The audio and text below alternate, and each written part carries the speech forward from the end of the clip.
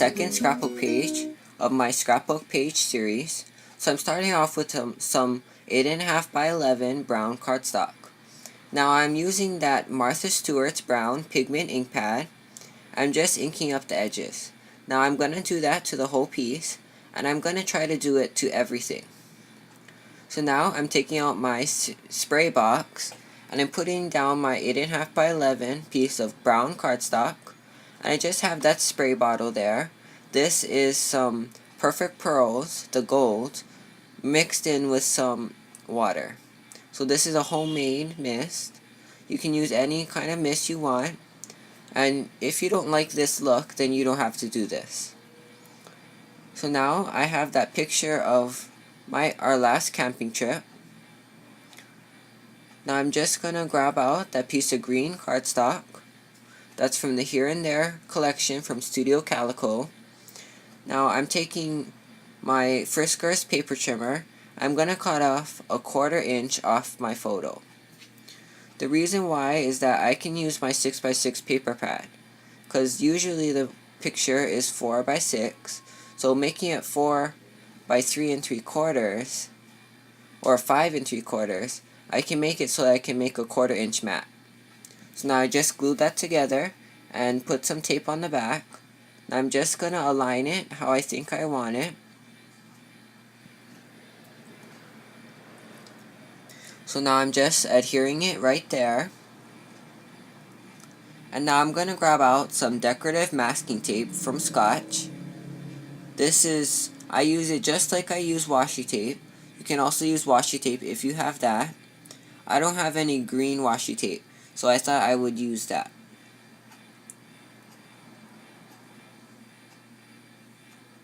Now that's the lime interlocking decorative masking tape from Scotch. Now I'm just adhering it down to both sides. Now you can either roll it all the way across or do it like how I'm doing it. So if you're going to want to do it like I'm doing it, you're saving a lot of extra washi tape that you might waste in the back of your photo. So I'm just putting it there. I'm just going to ink that edge again, just so it makes it look like it's all connected.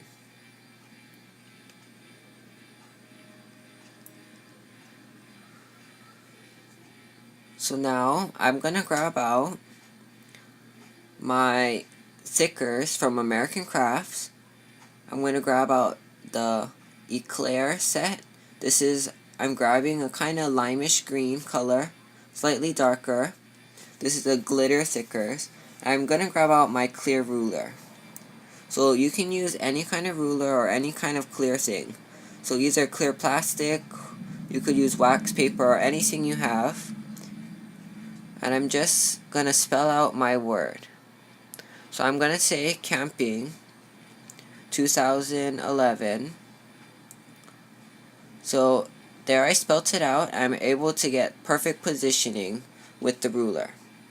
Now I just cut out that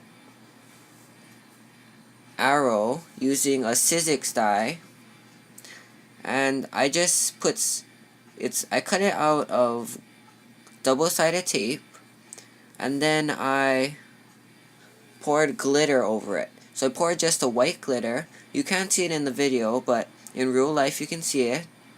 Now I'm having a little trouble with the tape, just because it's tape sticking to the back of tape, so it's kind of not working out. So once I got it off, then I'm just going to adhere it so it's pointing toward the 2011.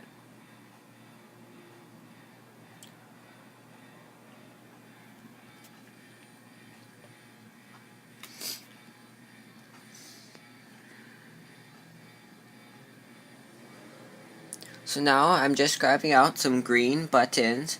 This is from the Button Bonanza pack. I buy those Button Bonanza bags just because they're a lot cheaper. They're buying button little boxes and stuff. Now I'm grabbing out some glue dots. This is the bigger glue dot. I'm just going to adhere it to the back of the buttons and then place them exactly where I want them.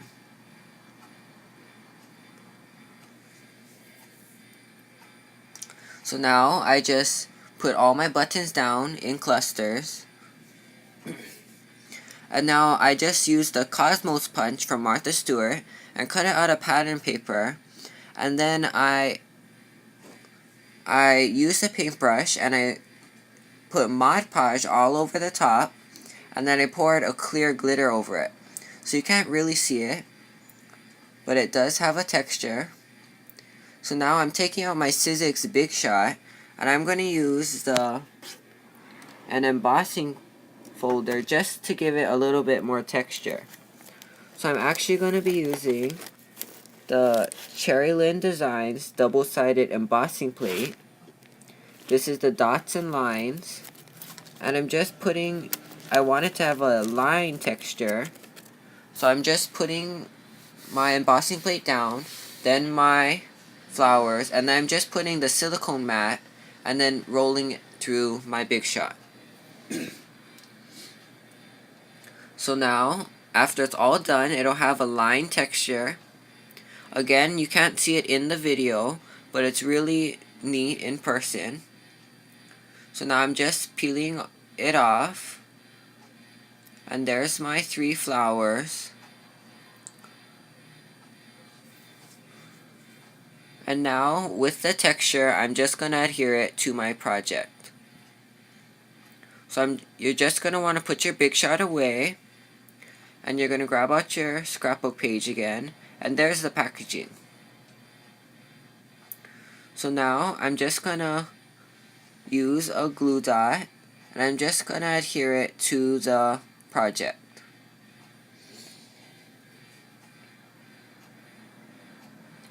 Now, making your own homemade flowers is a lot more personal than just buying some.